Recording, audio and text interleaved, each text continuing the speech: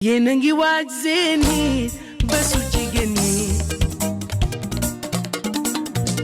jóg leen ñu dem seeni sargal jigéen ñi bésu le 8 mars mooy bésu jigéen ñi waaye le 10 la woote bésu le 8 mars mooy bésu jigéen ñi waaye le 10 la leen di woo ana Mali ana Guinée jigéenu Gambia Mauritanie ak Sénégal ana Mali ana Guinée. Merci d'être avec nous sur télévision Futur Média ñu ngi leen di nuyu am mbégte ñëw ak yéen ci édition bu spéciale wala émission bu inédite comme ni ñu koy defee de temps en temps à chaque fois programme bu mag àddina bu ko dee préparé ñun dañ leen ci gunge avant pendant ak après. ñu dugg 2018 tey nag mooy daje bu njëkk ci seen diggante ak ki nga xamante ni moom la ñu fas yéene waxtaanal tey muy Viviane. présenté ko répétition lay nekk ndax yàgg na ak sénégalais yi yàgg na ak àdduna bi yàgg na ak képp koo xamante ni da nga bëgg lu baax wala nga yor ay nopp garmi tey nag dañuy waxtaanee li nga xamante ni moom la ñu tuddee lu tax Zénith c'est vrai que mu ngi bëgg a def ay weer àdduna yëpp di préparer le 10 mars. ku ne xam na ni mars 8 mars moo tax ñu jël ko jagleel ko jigéen ñi moom nag mu xam ni jigéen dañu ko war a sargal jigéen dañu ko war a respecter mu ne pourquoi pas ci weeru mars boobule mu dajale jigéen ñi ku ne xam na ni jigéen mooy indi góor donc le 10 mars àdduna nga koy préparé mais lu tax Zénith dañ leen di proposer tey ci télévision Futur Média Viviane ñu ngi lay nuyu am nañu mbégte fekk si la fii pour waxtaane li nga xamante ni yaa ngi koy préparé booba tey yaa ngi Dakar nekk ci liggéey bi fileeg ay semaine yaa ngi jëm Paris pour li nga xamante ni mooy Zénith balaa ñu ciy waxtaan dañ lay bàyyi nga nuyoo ak téléspectateurs yi nga xamante ni ñoo àndandoo ak ñun tey ci télévision Futur Média. Merci beaucoup jërëjëf Pape Cheikh kontaan rek di nuyu nag Sénégal yëpp di nuyu àddina bi yëpp di souhaiter nag meilleurs vœux à àddina bi yëpp. rawatina Sénégal di leen wax ne at bi yàlla na dàq ci at yëpp daal maanaam. donc at bi ñu dugg nii maa ngi ci ñaan jàmm Sénégal. xéewal bu saawaan baawaan ñi feebar wër ñi nga xam ne. vraiment dañu am soxla yu faju parce que tey mooy sa interview bu njëkk ci 2018. waaw waaye Pape Cheikh nag balaa maa xuus fenn. damay jaale Sénégal yëpp suñu xalif général bi nga xamante ni daf fi jóge di ko jaale murit yëpp di ko jaale Sénégal yëpp di ko jaale àddina bi yëpp. muy loo xamante ni lu metti la lu tiis la. dal suñu kaw. di massawu tamit waa Casamance. ci li nga xam ne naqar wi nga xamante ni xew na fa. jamono yi passé di leen jaale ñoom it seen doom yi nga xam ne vraiment dëddu nañ fi. di ñaan daal jàmm sax Sénégal. amiin yal na fi jàmm sax. et que non stress bi ñu nekk woon 2017 ñu dund ko ci 2018 bi nag parce que 2017 bi metti woon na y a eu tellement de choses yoo xamante ni xew na mais heureusement bi nga woyee da nga dalal suñu xel donc li ñu dund ak yow ci 2017 bi sañ naa ni 2018 lu raw loolu nga ñuy ñaanal. waaw Pape Cheikh no stress rek ndax xam nga àddina moom loo diisal mu diis loo oyofal mu oyof. donc stress dafa baaxul ci nit. ndax jàngoro yi muy joxe et puis dina la yàqal lu bëri daal. donc di ñaan rek atu 2017 bi. no stress nañ ko dundee woon 2018 bi no stress tamit. donc parce que stress baaxul daal. stress baaxul yal nañ ci yàlla musal. voilà da ngaa teel a farlu ci Zénith bi. ñu ngi waajal yeneen waxtaan ci bis bi exactement mais tey li waral sama jàkkaarloo ak yow mooy lu tax Zénith. lu tax Zénith Pape Cheikh Zénith salle bu mag la. salle bu mag la dëgg la salle bu mythique la. mais man boo xoolee sama carrière Pape man yàkkamtiwu ma dara. lépp rek lu jot ak waxtu wi. ndax boo xoolee style de musique yi may def. ak recherche yi may def. ak ni ma koy doxalee daal dëgg la yàkkamtiwu ma dara. te voilà yaakaar naa ne nag jot na mooy jouer Zénith. pour bégal fans yi nga xam ne ñu ngi ci àddina bi. jouer Zénith pour bégal fans yi nekk Sénégal jouer Zénith pour sagal jigéen ñi. comme ni ma ko waxee. donc Zénith bisu jigéen ñi la. le 8 mars mooy journée mondiale de la femme. ñun ñu def ko ñetti fan. waaw ñu def ko ñetti fan. mais pourquoi ñetti fan da nga beral loxo jigéen ñi parce que mënoon nga def rek comme li nga tàmm def xëj na ren la Sénégalais yi waxtaanee Viviane mu ngi jëm Zénith waaye miin nga saal yu mag yi Amérique Europe Asie fu ne ànd nga fa ak sa mag yu sundur. dëgg la bu dee yow kese depuis nga tàmbali sa carrière solo gis nañ la Bataclan génne nga ci album tëgg nga fa gis nañ la ci scène yi gën a mag ci àddina festival dem nga fa loo miin la mais da nga mel ni ku beral loxo jigéen ñi ci 10 mars bi. waaw dëgg la Pape Cheikh ma dellu si waat fi nga wax rek léegi. ndax li nga wax rek yàgg naa joué ci salle yu mag yi. di ko remercier sama mag Youssou. ndax tey defe naa ne dara jaaxaluma ci star yu mag yi dara jaaxaluma ci salle yu mag yi. dara jaaxaluma ci côté musique. ndax ndaanaan bu mag laa àndaloon. mu may tete muy école boo xamante ni. vraiment regretté wu ma. li tax ma jaar foofu. voilà donc tey jii suñu nee le 10 mars. ma dellu si waat ñetti fan laa ko def ndax Pape defe naa ko ëmb juróom-ñeenti weer. bis bi benn bis xaw laa rey. defe naa ne kooku war nañ ko mën a jox ñetti fan. war nañ ko mën a jox weer sax wala at. donc moo tax ma jël 3 jours yi. jagleel ko jigéen ñi. defee ko Paris. waaw di ci woon nag ñëpp. ndax bisu jigéen ñi la. te bis bi vraiment sargal jigéen ñi la. dafa tombé nag ak période boo xamante ni li gën a nekk actualité ci star international yëpp que muy staru Amérique yi que muy staru France yi que muy staru Sénégal yi ku ci nekk jóg nga pour xeex li ñu tuddee violence faite aux femmes bërki démb bi nga xamee ni Golden Globe yi amal nañu ko star yi nekk ci cinéma bi yëpp dañoo solu ñuul pour ñu gën a mun a sagal jigéen pour ñu bàyyi di leen toroxal boo demee fu mel ni France aussi d'ailleurs on va regarder dans quelques minutes ay images yoo xamante ni ci seen campagne ñoom dañ la fekk si ci xeex bi boole la ci campagne boo xamante ni seen ay star la ñu jël pour ñu jàllale ay messages mais yow yàgg nga ci bi ngay sagal jigéen ñi boobu defe naa yaa ngi doog a tàmbali sa carrière solo kuy xeex rek ci mbir moomu lay fekk na la ci donc sañ naa ni du ñu ne guléet Viviane jóg pour ñu gën a mën a jox cër jigéen éviter lii tubaab tuddee violence faite aux femmes du guléet en fait yàgg nga dox ci combat yooyu. waaw Pape dëgg la ndax man jigéen laa. te defe naa ne suñu xoolee ci sunu maam yi sunu yaay li ñu dund. tey jii ñun war nañu mën a taxawal jigéen ñi. c'est vrai que suñu yaay dañoo sonnoon. torop sonnoon nañu pourtant daaw ñu leen toroxal. et dañoo sonnoon waaw mais sonnoon nañu.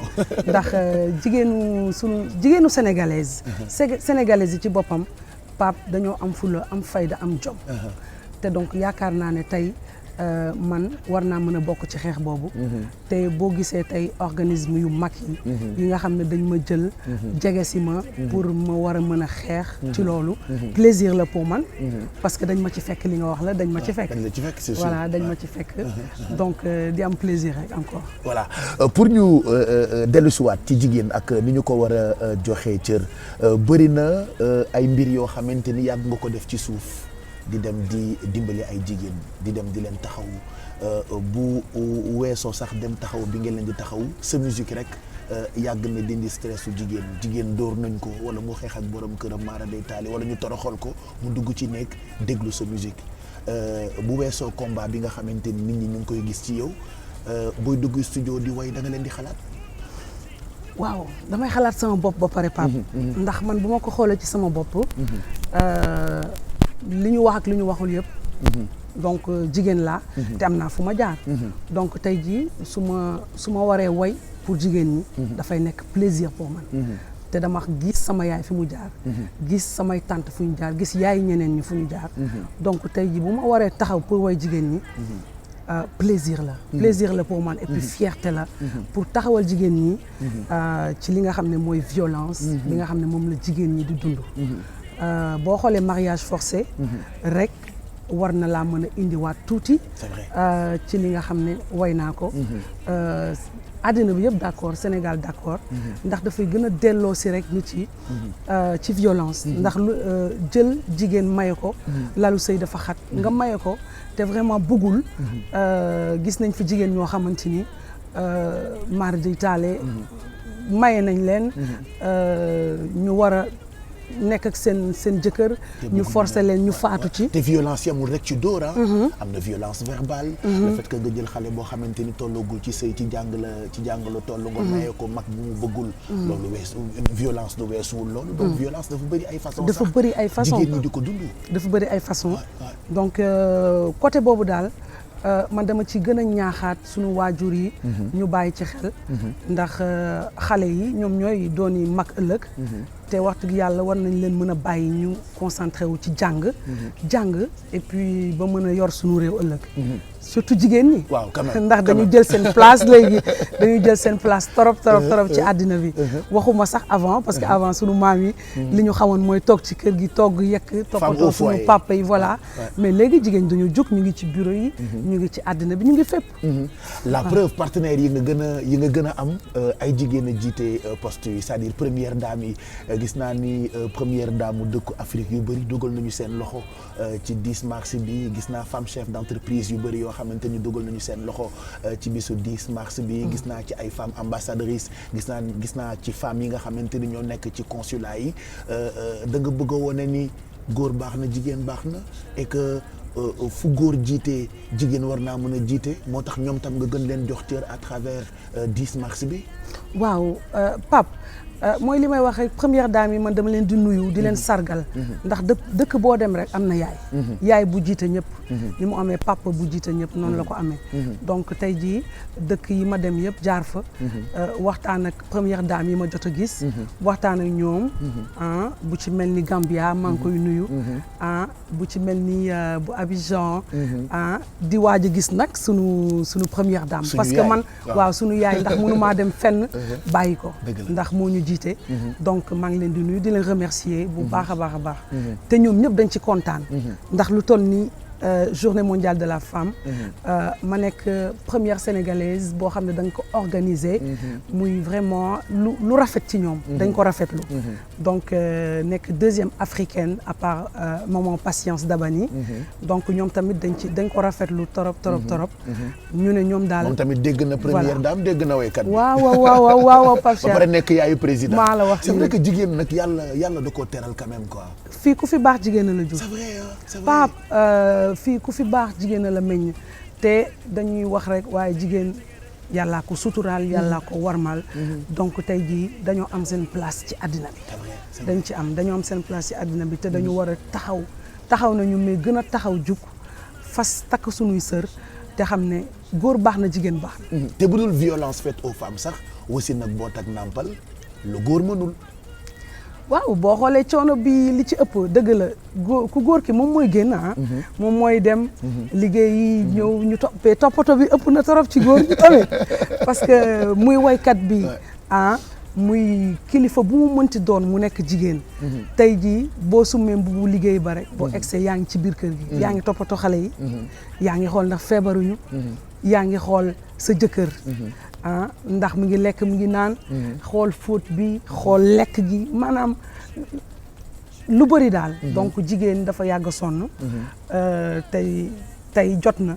ñu sargal leen gën leen sargal. la preuve wax naa ko bi ñuy doog a tàmbali waxtaan bi ne àdduna yëpp dañoo jóg surtout période bi pour xeex li ñu tuddee violence faite aux femmes barki démb maa ngi nettali li nga xamante ni moo xewoon ci Golden Globe yi ku mel ni Oprah nga xam ni c'est une femme bu àdduna yëpp ràññee ku nekk dégg na discours am ku mel ni actrice yu mag yooyu nga xamante ni gisoon nañu leen ci daje boobule exemple bi ñuy jël nag mooy France daf ñoo jege foofu la Viviane joxante rendez-vous ak jigéen ñi pour sargal leen le 10 mars ñoom itam comme États-Unis ak yeneen dëkk yu mel ni Sénégal dañoo jóg ngir xeex rek jigéen ñi nga xamante ni ñu ngi leen di toroxal am na campagne boo xamante ni waa Make Org ñoom ñoo ko nas jël ci star yu mag Harry Roselmack journaliste Anne-Claire Coudray David Pujadas pour ne citer que star yooyu le mais ci Afrique ñu tànn ku mel ni Viviane boole ko ci campagne boobule pour mu joxe message am ci façon bi nga xamante ni jigéen ñi ñu ngi leen ciy toroxal on va regarder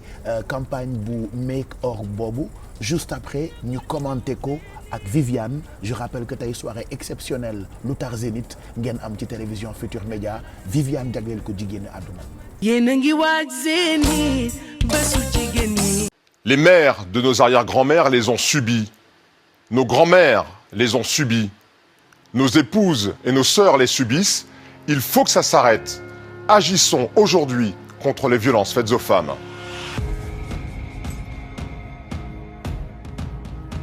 Aujourd'hui, j'ai décidé de m'engager contre les violences faites aux femmes. J'ai décidé de m'engager contre les violences faites aux femmes. Avec d'autres personnalités, nous nous engageons contre la violence que subissent les femmes. J'ai décidé de m'engager contre les violences faites aux femmes. J'ai décidé de m'engager contre les violences faites aux femmes.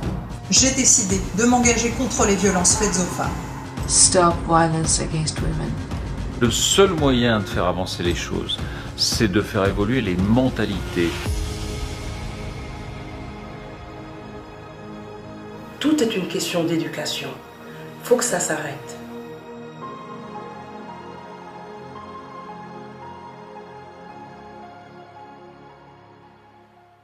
yéen a ngi waaj Zénith bésu jigéen ñi. Voilà, violence faite aux femmes c'est une campagne donc